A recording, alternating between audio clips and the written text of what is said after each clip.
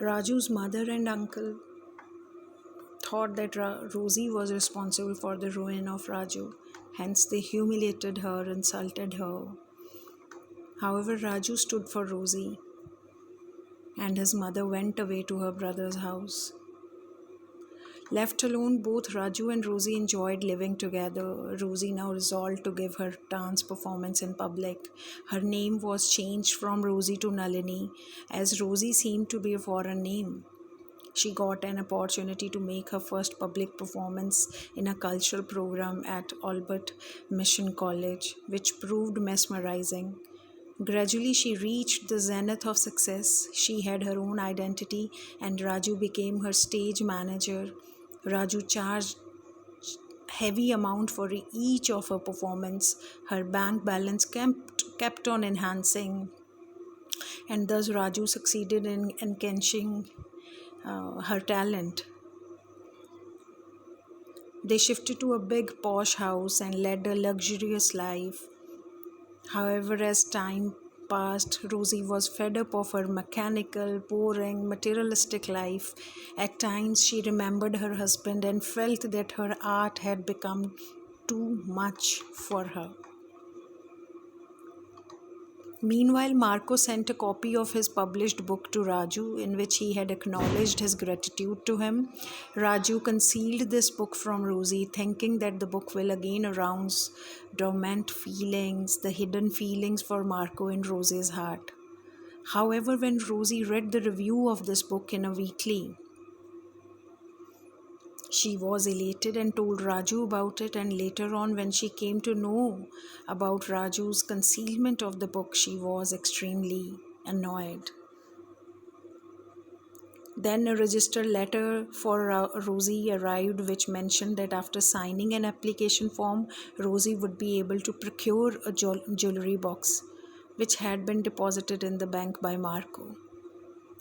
Raju was very possessive about Rosie. He feared that as soon as Rosie would know about this magnanimity of Marco, this large-heartedness of Marco, mentally she might move closer to her husband. So once again he committed a serious blunder. He forged Rosie's signatures. Marco discovered this fraud, informed the matter to the police. Raju was arrested and sentenced to 2 years imprisonment. Although Rosie was contemptuous of this deceit of Raju, yet she went to meet him in the prison, cried, consoled him, and did everything possible to help him. Raju was very cooperative and disciplined in the prison and was considered a model prisoner for his good conduct and positive attitude. He thoroughly enjoyed his stay in the prison and felt depressed when he was released. Again, the action moves to the present.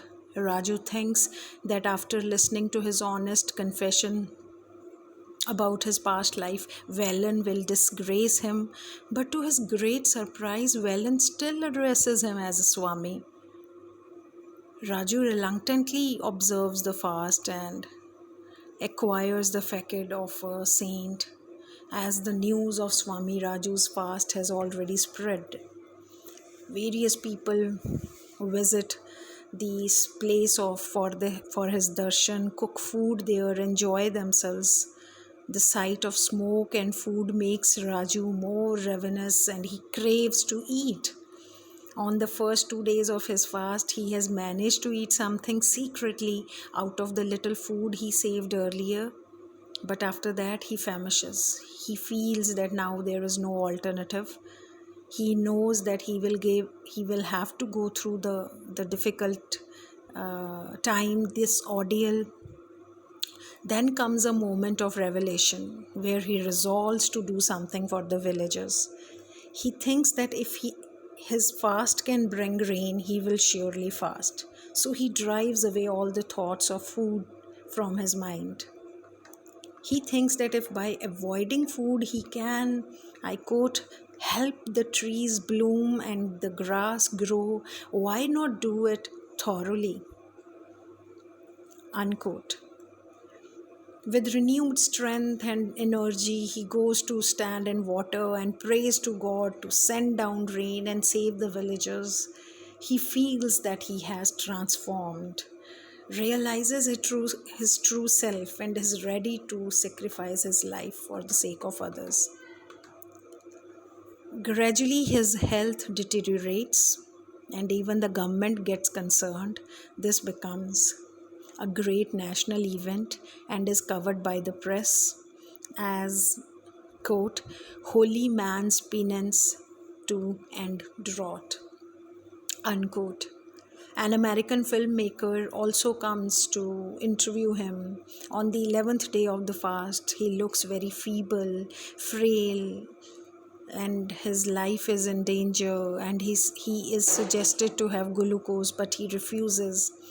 Swami Raju desires to be carried to the river where he stands in knee-deep water. With the support of two persons, he shuts his eyes, turns towards the mountains, mutters his prayers, and after some time opens his eyes and says, quote, it is raining in the hills. I can feel it coming up under my feet, up my legs, unquote, and then falls unconscious. The ending of the novel is ambiguous, unclear. Did it really rain, or was it the hallucination of a dying man? Will Raju regain his consciousness, or has he died? The author does not make this clear, and there is no conclusive evidence to answer these questions satisfactorily.